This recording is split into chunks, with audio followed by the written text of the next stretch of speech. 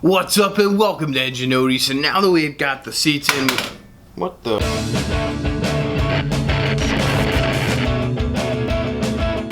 So now that we got the seats in and we got the pedals in, and now we can start working on getting our shifter placement. So I went ahead and I did some quick mock-up with some tubing to see where it would fall. Here's what we got.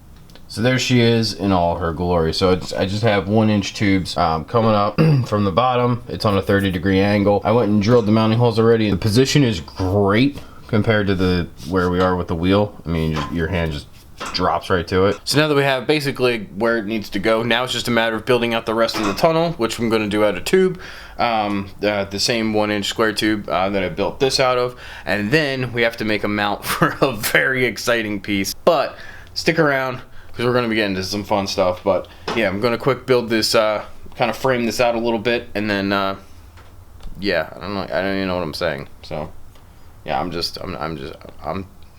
tired. Let's go.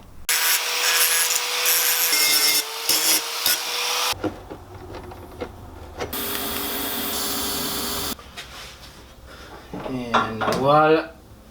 Ah, shit. Whoops. Survey says yes. All right.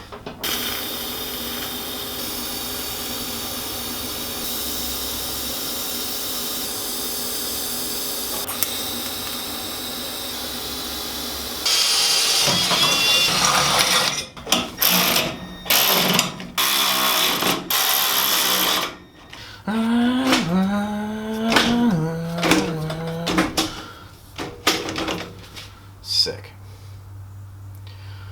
All right, off we go.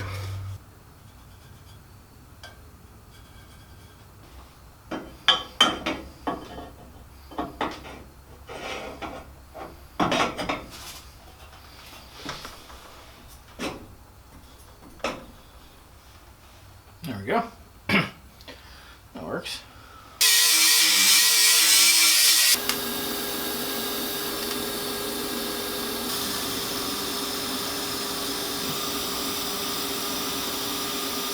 So this is what I'm so excited about. This is the Chase Bay's Handbrake. Comes with the Willwood master cylinder and -3 AN fittings. It's just gorgeous. The base plate is it's beautiful. It's a fit and finish. It's just awesome. They're not sponsoring me, but I wish they would because this stuff's not cheap, but it's worth every penny. The unfortunate side of this, as beautiful as this is, most of this is probably going to be inside the tunnel and you won't get to see it, but what are you going to do?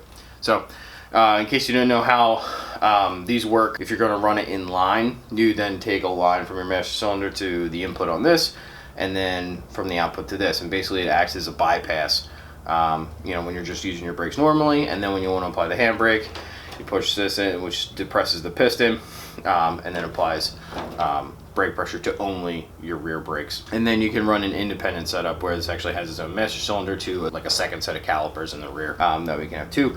We don't have space, time, or anything really required to set that up, so we're just going to run an inline setup, kind of like a beginner drift setup for now.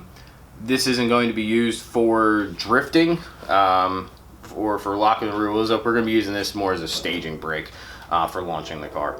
That way we can hold the rear wheels in place, put the car in gear, get it up to rev, launch it, let her go.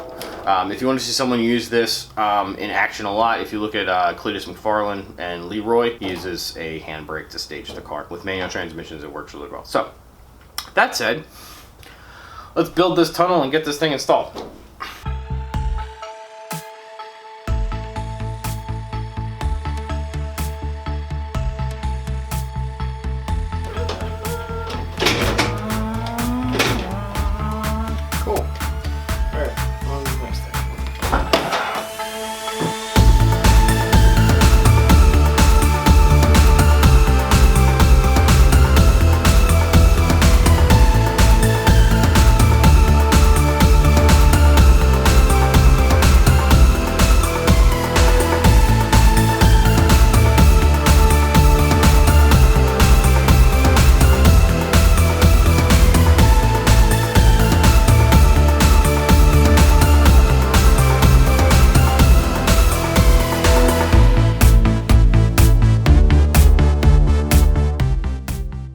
There we go. Shifter's in, works. Handbrake's in.